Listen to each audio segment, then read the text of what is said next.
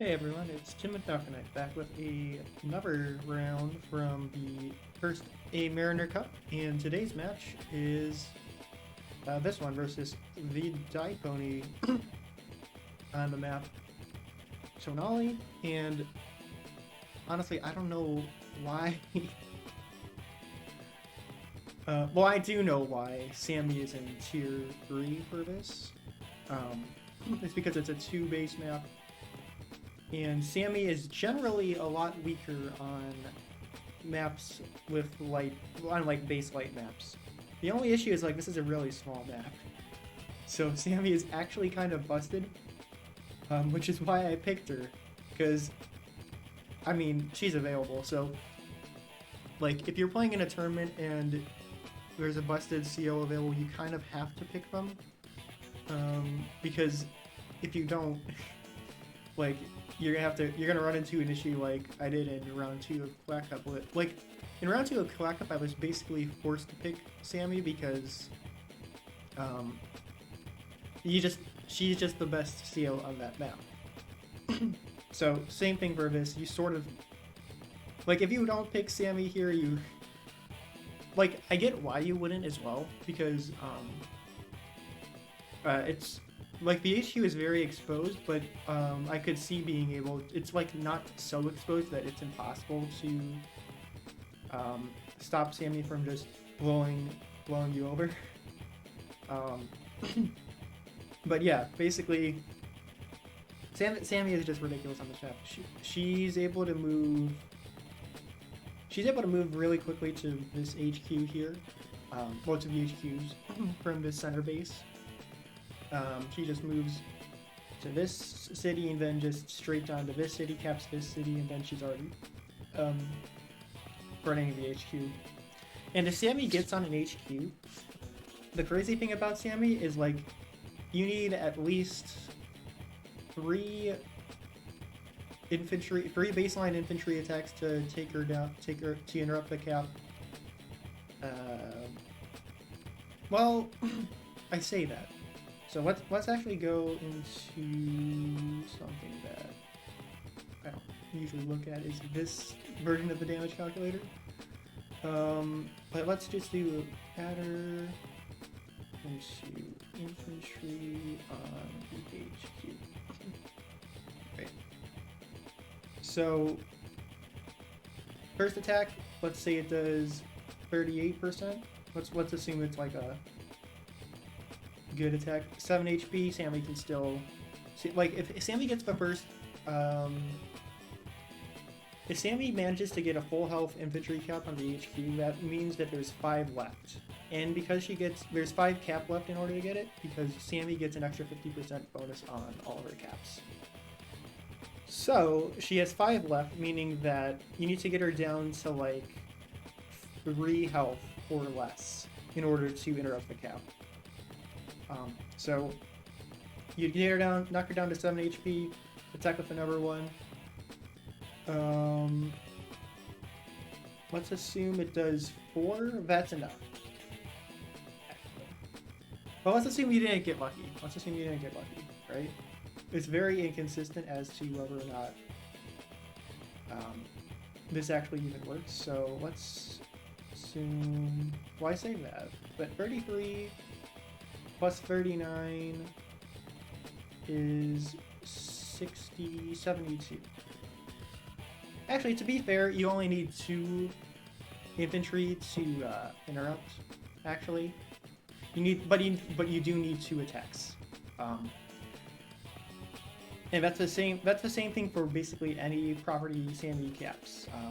Is you need to do 2 attacks into her in order to interrupt the cap at all. Like she'll be able to just take the property if you just attack with like a single infantry, or like it's just a single tank or something like that. And the crazy thing about Sami's infantry is like her firepower is so high that if you attack into Sami infantry while they're capping on, let's say even a city, somehow infantry, like you don't have a firepower boost, you're taking like half your health back in damage, and I know that's on a shoal, but even if it's like from a forest, let's say, it's basically an even encounter. and you don't even interrupt the cap. So that's why Sammy's just super strong, especially on smaller maps, is because her infantry game, she's able to just win any infantry engagement that she takes if it's just exclusively infantry. And then because she only has a minus 10% on her direct units, like her tanks aren't even that bad. With one comm tower, we're back to normal, and their defense isn't reduced either. So she can block off stuff with just tanks really easily, because tanks. The fun thing about tanks is like they're really defensive, which is why people use them all the time. Let's go to the damage chart. So you go to the tank column. Let's see here. Yeah, I'm right here. So they take 70 from artillery, which hurts a lot, but they only take like 55 from tanks, mechs, and where is the other tanks? And other tanks, and the medium tanks even only do 85. And that's before any defensive bonuses. So if you're on like even planes, it's doing less than half. Like tanks do less than half without boosting. Yeah, they do less than half damage to other tanks if they don't have any firepower boosts. So Sami can use her tanks to soak up a lot of damage, charge up her powers. Mostly her superpowers, what's relevant here because it's busted. And it allows her to just win. And yeah, you have to be very careful about Sami because of this. You basically you're sort of stuck in a weird conundrum where you want to do a lot of damage to Sami's vehicles, but you sort of can't because, well, you want to get rid of her vehicles for unit count, because then you can just swarm and take out her infantry after that with just the vehicles, because you overwhelm her with your vehicles. But by doing that, you charge up her power, and that allows her to just steal your properties. Even if you don't lose your HQ, that's still really bad for you. And like, yeah, I'm gonna say it here. I don't think that Sami should be allowed in tier 3. She's normally just a tier 2 CO, which was why I was super surprised to see her on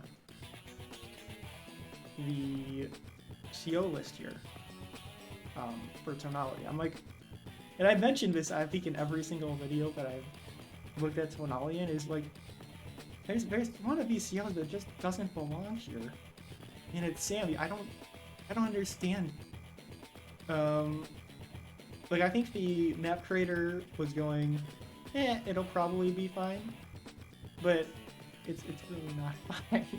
Like, to be fair, if I were playing against anyone with like a decent day-to-day firepower bonus, I'd be having a lot harder of a time, because then my opponent would be able to just move in with even their infantry, but a lot of their vehicles as well. They'd just be able to overwhelm me a lot easier than my opponent was able to do here. But because my opponent picked Kindle, the other thing that made me sort of happy is that my opponent picked, well, that helped me a lot, is that my opponent picked Kindle. Like, because my opponent decided to pick Kindle, Sami is kind of like the ultimate Kindle counter, because what Kindle does is she lowers your health if you're like capping things, which against most COs is nice, because it means you can interrupt caps for a turn. It drains a lot of the units that you just built from your base's health. So like tanks aren't at full strength, meaning that like they'll be at 9 health, which means that it'll be harder for them to attack into stuff. But because Sami is so specific, like because of her capture bonus, she doesn't really cure. Her infantry do not cure at all if they get urban blighted. They just don't care. We can just keep on capping. And then because Sami doesn't really like, she sort of wants the firepower, but she doesn't actually necessarily need the firepower on a lot of her units. Like a lot of things, like a big Sami strategy, a lot of the times is to just spam infantry and then tech up really, really quickly with your extra funds. So building stuff like battle copters or medium tanks early on, so deal with your opponent's stuff when they can't afford it, because the idea is Sami has a better capture game, so she can afford more stuff more easily. Which, actually, if you check out my second Quack Cup video, you will be able to see just how crazy Sami's capture game can get actually on a larger map, in which she's able to just spam infantry. That was a fun match as well. So check out that video, I guess, if you haven't already. But yeah, as I said, this was kind of like this from the CO selection from my opponent. It was just kind of like worst case scenario. And I honestly haven't seen that many people picking Sami, which is, I think that people just not notice that she's on the selection for this map, which, like, she's a tier 2 CO. You sort of need to keep an eye on that. But anyways, let's go ahead and get started with the replay. So, starting off with some pretty, well, actually I'm gonna show off, because right from the get-go, actually, already making decisions, because Sami can threaten HQ caps very easily, which is, like, you're going to always send your infantry there from that base initially, no matter what, but, like, I'm moving this guy down specifically to back up this guy, so that my opponent has a bit of a harder time pressuring me out with just infantry.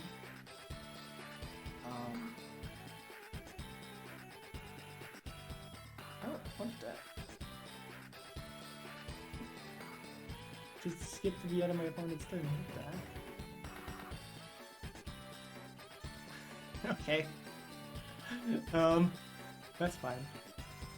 It didn't matter too much anyway. So my opponent basically needs to build a tank there, because, well, it's base light, so she can afford it, so that because she can tank chain a little bit more easily, since there aren't as many bases to build stuff out of. So you only need like 8k per turn to get a tank and an infantry out early game. But basically, she needs the tank so that I can't just move in and cap the HQ. But already I'm threatening that, so my opponent needs to move in pretty aggressively to deal with that. What the heck? Okay. This is actually weird. I'm going to, well, it's on this side, so I can't really. I guess we're just gonna skip my opponent's turn. That's fine. This will be interesting. It doesn't matter too much anyway. So I can explain what we're doing.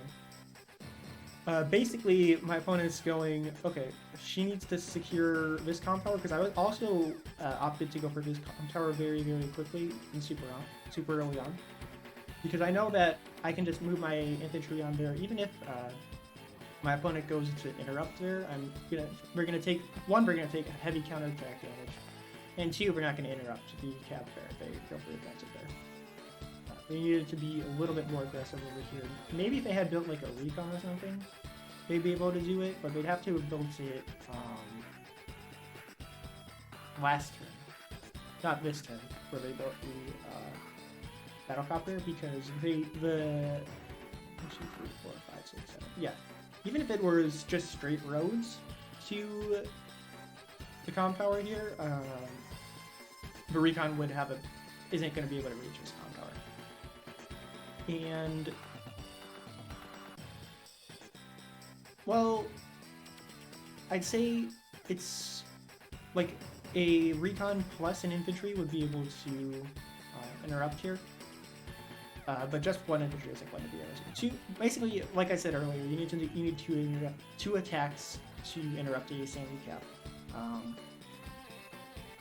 And yeah, my opponent's going for the battlecopter here. I don't know. I sort of like battlecopters on this map. They're pretty useful. You have these mountains and this river here that they can dart around.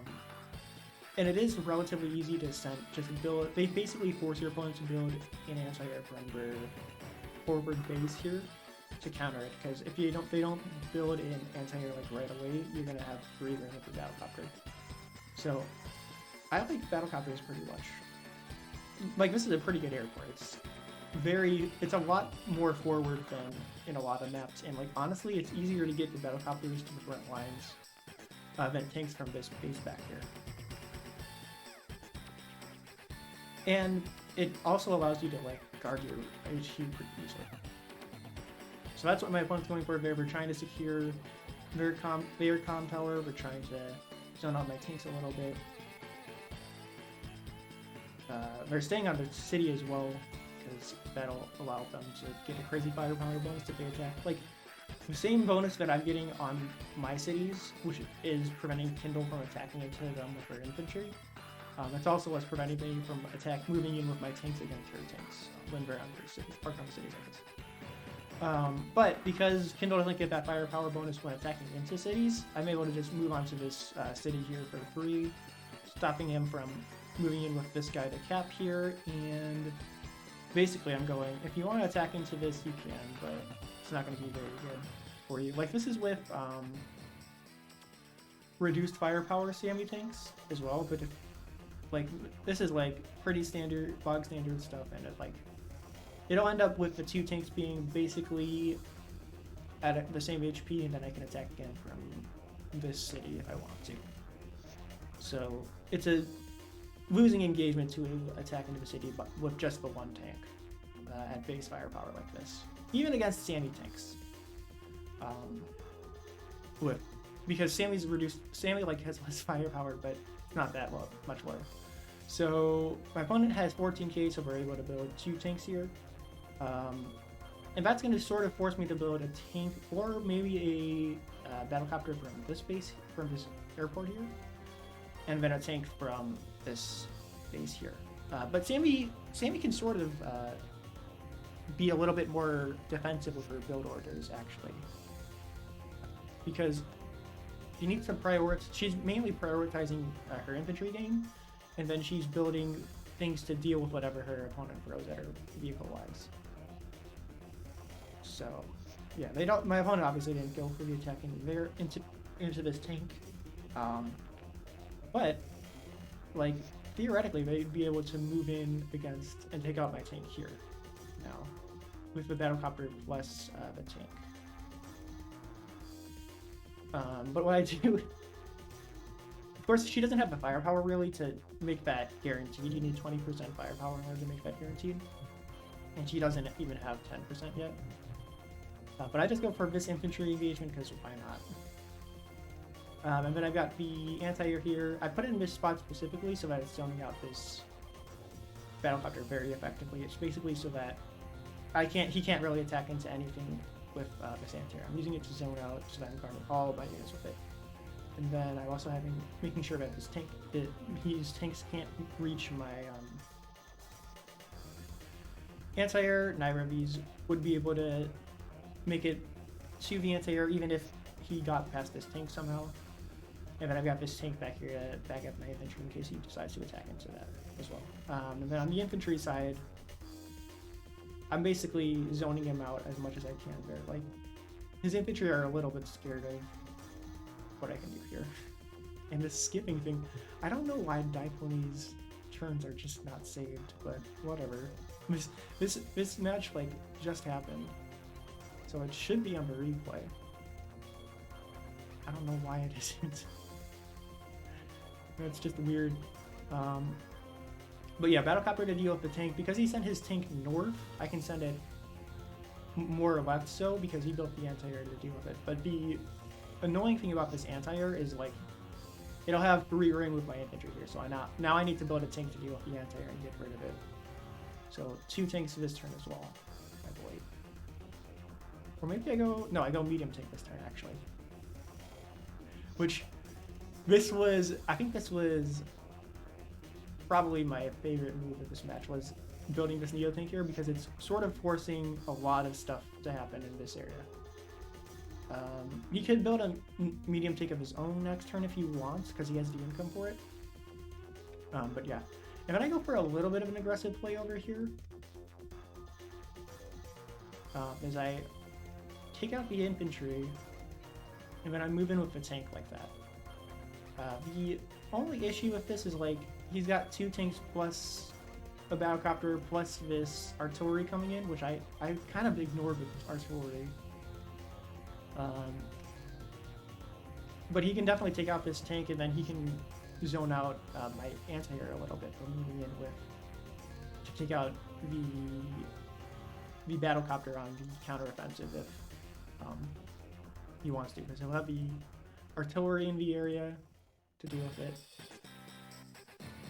But yeah, so I'm still moving this guy left to try and get it away from the anti-air, and sort of try and pull the anti-air north as well a little bit. So he moves in, moves this guy north, thankfully, and then he goes for a recon to try and deal with stuff over here. So he's definitely forcing me to build a tank from this base now, which this entire time I didn't really want to do, because it takes forever for a tank to get around here, but you sort of need to do it when your opponent's building vehicles from this base here. He went for the cap on... did I interrupt this turn? No.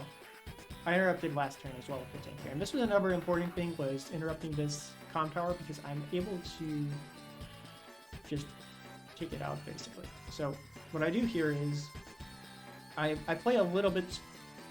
I play this pretty smart. Like, I keep my tank away from the comm tower so that he can't just move onto it with the comm tower and take out my tank. Because Kindle's firepower and properties is just insane. Like, it's 69%. Yes, funny number. But with the power, it's even crazier. And like, basically my rule of thumb is to always assume that you're in range of a Kindle power. Because it, depending on, you might just not see the way for your opponent to get there. So always assume that they could theoretically pop one, and then play around that. So make sure that you aren't really putting anything onto cities when you, or next to cities especially, is the important part. On cities is a little bit less important until you get like a little bit close, like until she has at least 1 bar. But next to cities is something you need to be very cautious of. Putting your vehicles especially next to cities. Your infantry a little bit to a lesser extent, but especially your vehicles, because Kindle can just move in and bop your units like that. Like if this were Kindle, that's an extra like 10-20%. That's even like an extra 20% off of the tank that you're taking by putting this next to the property for Kindle. But by playing like this and keeping your important units away from the properties like this, you're sort of starving her of meter and such. So I move like this. I actually go for this. I saw the artillery here, so I'm assuming that the anti-air is gone. But I need to... And that was an issue as well, was I needed to build 2 tanks this turn, so I couldn't afford to build an anti-air to deal with the battlecopters either. But I also couldn't just let him stay here with the battlecopter, so I have this battlecopter in the area, sort of to zone out this battlecopter, my opponent's battlecopter, but I'm sort of hoping that'll be enough, and then I've got the medium tank out the way to deal with the vehicles. Potentially in this area, but sort of to just get him off of the comm tower. So he pops... He actually goes for the attack here, instead for the cap. I didn't notice he did that, actually. That's interesting. But he's threatening the caps here. he's basically guaranteed to get this one because, like, I'm either gonna throw away my battlecopter for a bit just to interrupt this. Like, I'm not gonna do that. And because I'm ahead in income anyways, I can afford to lose like a property. So that's not that big of a deal. But this one here I can definitely take out because I have an infantry swarm here to deal with it. And you'll be able to just see like how ridiculous Sami's infantry firepower is. Like bam, bam, bam, and there we go. It's taken care of. Now, because I'm on the bridges here. That means that he can attack into me for a decent amount of damage and get the first strike here. But that's something I'm like had to come to terms with here. Here's more of an interesting move though. I move like that, take out the tank, and then so I move this guy here to cut off these tanks here so that they can't maneuver back around. I was potentially thinking of like just leaving the tank there, or maybe even the medium tanker, but because of this battlecopter here, that means that he could move in with the battlecopter plus a tank that would take out my tank, and then he'd be able to just move in and take out another one of my tanks. So that's something that happened. Move in like that with the tank, take out that guy, and then I attack from the forest here very specifically. And I thought about this for quite a while, but the main reason I did that was so that he's denied this compound with this tank. He can't move in with that. He can, and the other thing that's crazy, sort of weird here is like, he could pop Urban Blight now, and it wouldn't do that much like HP damage to my units, but what it would do, right, is it would be this guy. If he decided to move this guy onto this city and attack into my medium tank, actually, pop Urban Blight, and he's on the city. Like, that's half my medium tank down in one attack. And he can move in, like, with this other battlecopter, so I can't really attack or take out this other battlecopter for free with this guy. So he would have been able to zone me out if he decided to go for that, if he wanted to. So, and I was very, very worried that he'd move in like that, or even just pop Urban Blight and take out the tank here, because he has the attack there to be able to do that. And then I'm also moving in like this. I bought a transport copter. This transport copter is so good. Like, this transport copter is like the MVP. Transport copter, see, okay, you'll be able to see, but like this transport copter is so fucking good on this map. For Sami, it's got 7 move and it's able to just go straight to this and threaten with the threaten VHQ very, very easily with the Sami superpower. It's ridiculous, but my opponent actually decides to back off here, which I was very happy about actually. I was like, oh, okay, thank God I didn't lose my units over here, because my opponent could have moved in with the tank here, and then moved in with the battlecopter over here as well. But she decided not to do that, and I was very happy about that. They decided to move this guy over to the right for whatever reason. I'm actually not sure. Because if they had just moved in with the battlecopter here, like, they took out my battlecopter already, so there's not much to worry about from this guy. There's not much I can do. He'd be able to just move in and threaten everything in this area, and, like, especially the medium tank. Like, medium tanks hate battlecopters. We're so freaking scared of him. It's unbelievable, especially like other stuff. But he's on the defensive here, and I'm going to be able to take advantage of that because he's moving his tanks back and forth through these forests, so that's slowing them down significantly as well here. So I move in here, take out that guy, and then attack from the forest here so that like he could Urban Blight, but that's not going to take out anything from my tank here. I moved in here with the tank here to guard this area, so he can't just move in with his anti-air tank this way and cut off and attack my infantry from behind, especially from this property. I was worried about him getting control, him being able to attack from this property. Like, that would have been a massive pain. And then I just move in with the transport copter, and now this guy's in victory march range of this HQ. So he's got to do something about that. He's got to do something about this guy as well, because he's also in Victory March range of the HQ now. Because this river is like 2 tiles wide. Oh, and I also move in like that with the battlecopter to like sort of cut off his infantry so that he has to attack into this guy with like his battlecopter. Then I moved in like this with the medium tank to cut off the route into this property from his tanks, and then just move back with my other tanks and stuff. This guy's now at 1 health, but I was considering using like a full health tank to try and finish off this infantry, but like I figured I didn't really want to take a repairs hit, and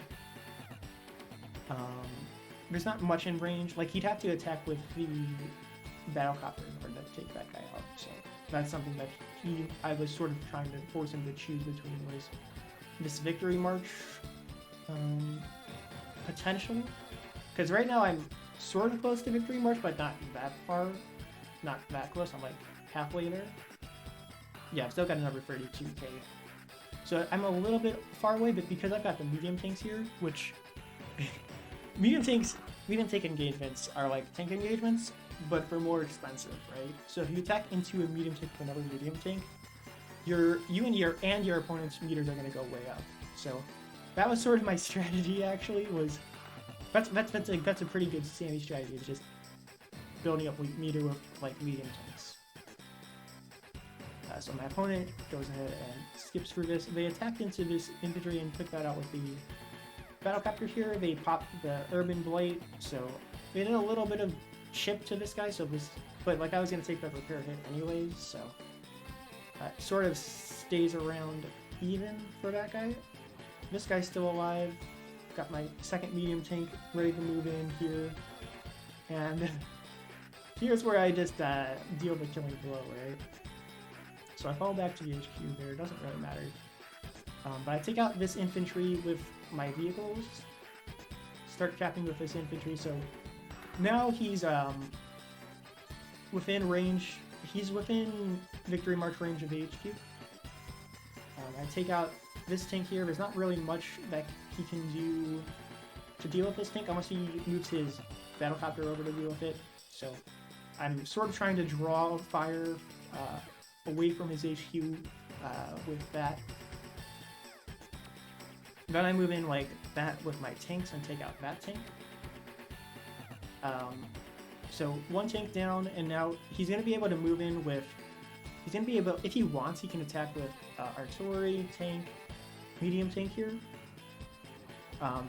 But that's, at this point, like I'm so close to Victory March and I have so many units in range of the HQ that I want to take damage on my vehicles. I just go for a very cheeky little load-unload with this transport copter there. So now I have 2 infantry in range of this HQ.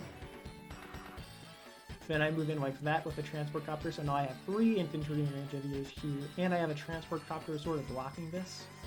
So it's going to be a little bit more difficult for my opponent. Well, I mean, my opponent couldn't really cut off my infantry that easily anyways. But whatever. And then I move in for medium tank as well to cut off his units here. Now he's like just screwed entirely, because well, I just go for the infantry to take that out there, because now I can sort of harass with the 4 health battlecopter, not that it's going to be able to do too much. But like I go for everything else at this point doesn't really matter either, because there's not much my opponent can do actually. And I think they just forfeit there. They moved a couple units, but they do just forfeit there. And the reason why they did that is, I guess I can go into Route Planner here. So I have, he's got 3 infantry that he has to deal with now. His medium tank wasn't going to be able to do anything, but anything that he built in this space wasn't going to be able to do anything. Basically, anything that he built last turn wasn't going to be able to make it into this area fast enough to be able to do anything. He took out, there was this tank here. Actually, let's go back to the start of my opponent's turn. So this is the move. This is what my opponent was faced with. Okay. Plus, I'm only like 16k away from a superpower. So that means if he leaves basically any vehicles in range of my vehicles, I can just sack my vehicles if I want to build up meter that way. I'm very, very, very close to getting superpower. I'm basically guaranteed to get it next turn. So he has to prevent my cap in one of a couple ways. First way that he could do it is basically getting rid of all of my infantry that could cap this HQ.